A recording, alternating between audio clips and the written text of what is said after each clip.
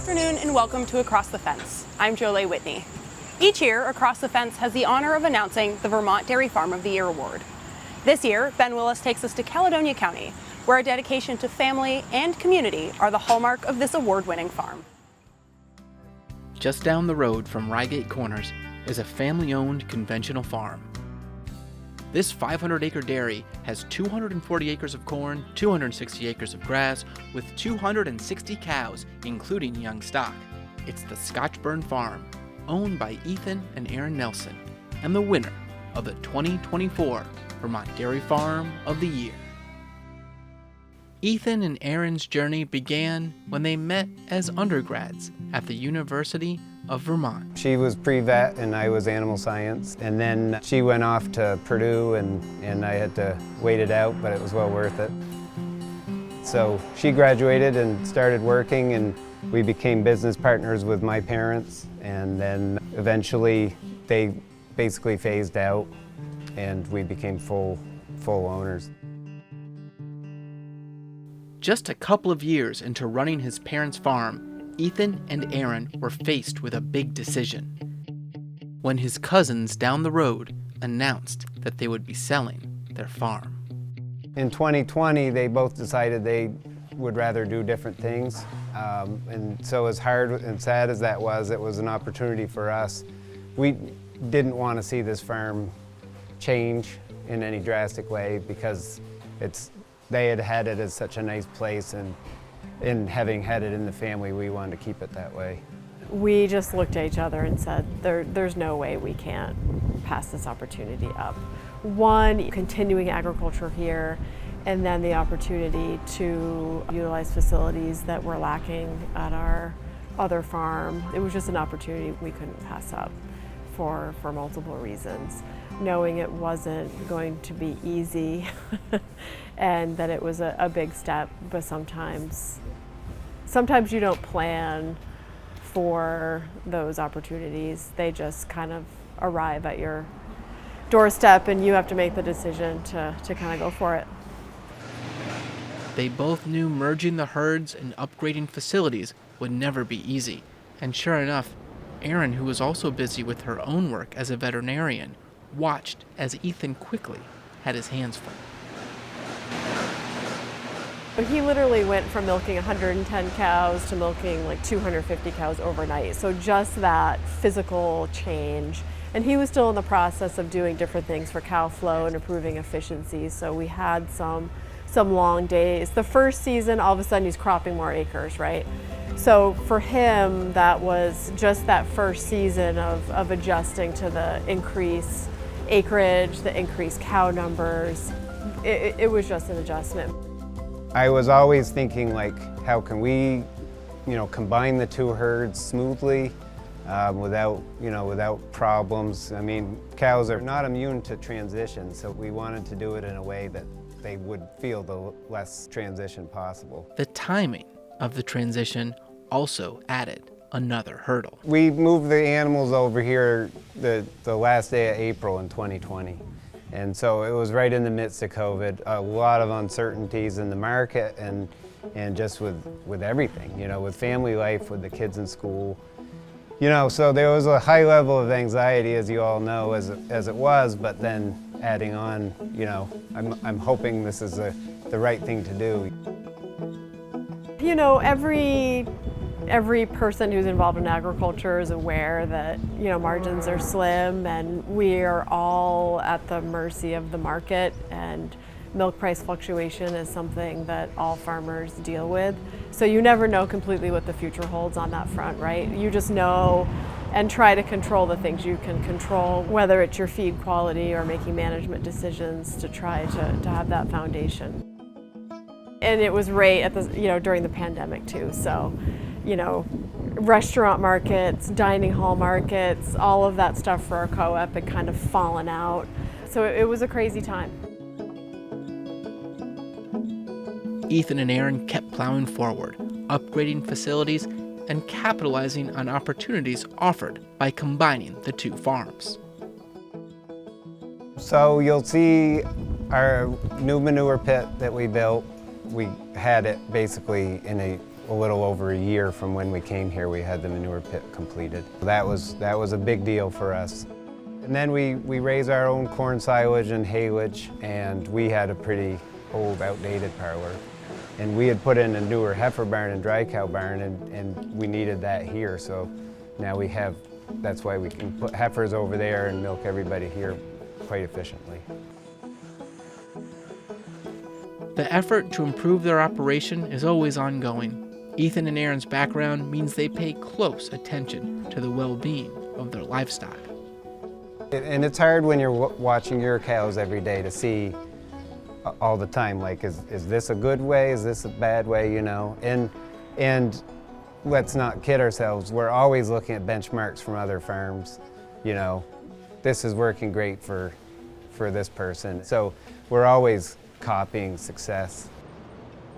It says a lot about Ethan that even with so much work on his plate, he opted to go with sand bedding, even as it added more work.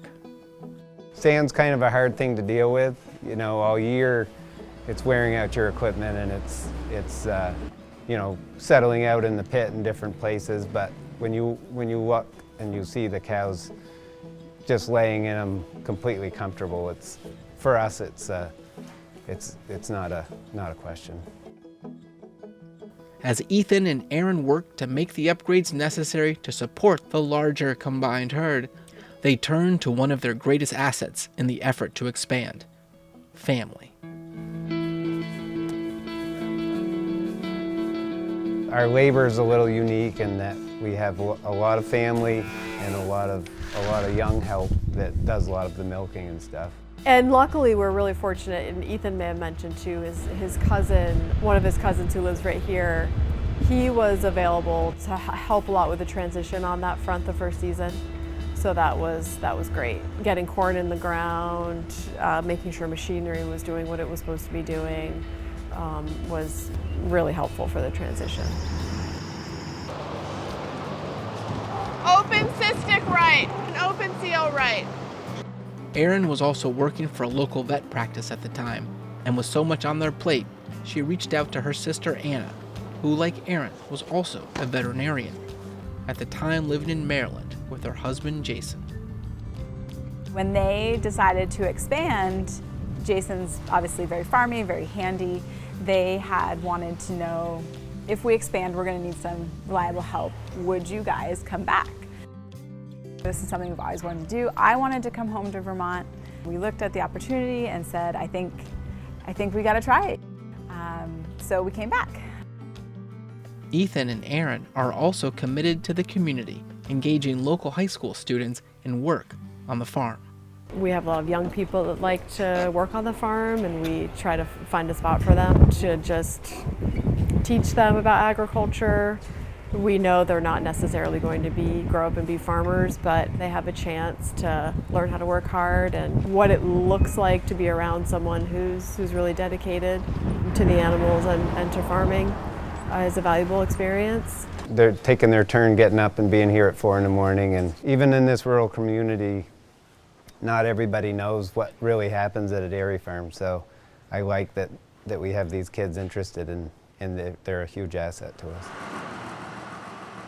With so much family on board, the farm was humming, when once again, opportunity came knocking, presenting Ethan and Aaron with another challenging choice. I worked for a long time in this area as a veterinarian, and the person I worked for had provided a lot of good service for a lot of years and wasn't in a position to continue doing it. Aaron's employer offered her the chance to take over the practice. Aaron and Anna put their heads together. It would be a tough decision. Making this choice would mean a much bigger time commitment for both of them.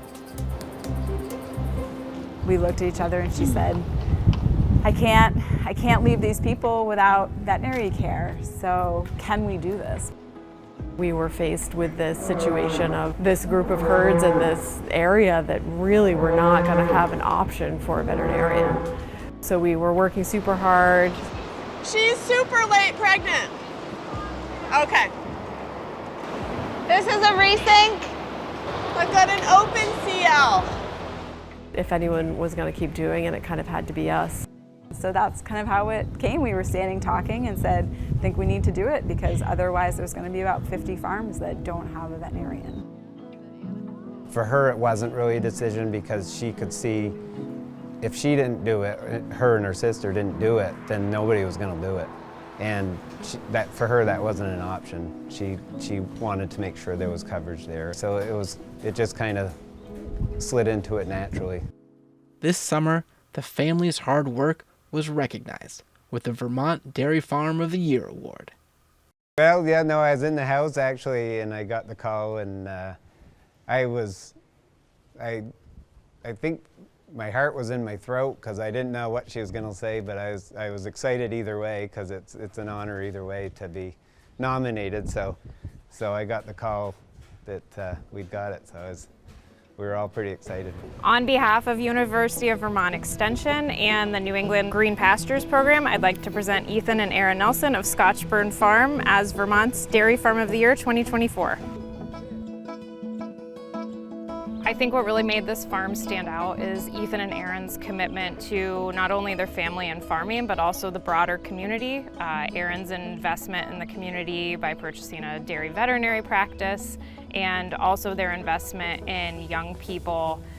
One of the things that really stood out to me, as well as all of the judges, is the amount of accomplishments that Ethan and Erin have been able to undertake in the short amount of time since they've taken over this farm. They were able to expand their milk house, and they have a new manure pit that's set up for expansion. So I think they really have a long-term picture for this farm, not only for the next few years, but even into the next generation. Watching Ethan and Erin work, it is clear that they have a passion for what they do. I mean, there's going to be those times you're out there until 9:30. You got to want to be out there. And so I enjoy the cows. Usually, sometimes they get to you, but usually they're nice to have around. And you know, we do our own cropping, and that's just something that we enjoy. And you know, you get a nice day, and you're outside all day. My employees and relatives and everybody that help are awful good about doing stuff too.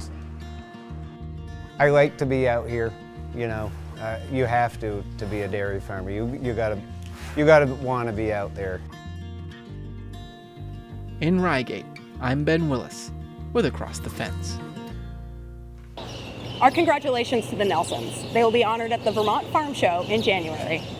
The Vermont Dairy Farm of the Year Award is offered annually by UVM Extension and the Vermont Dairy Industry Association in conjunction with the Green Pastures Program. That takes care of our Across the Fence for today. Have a good one.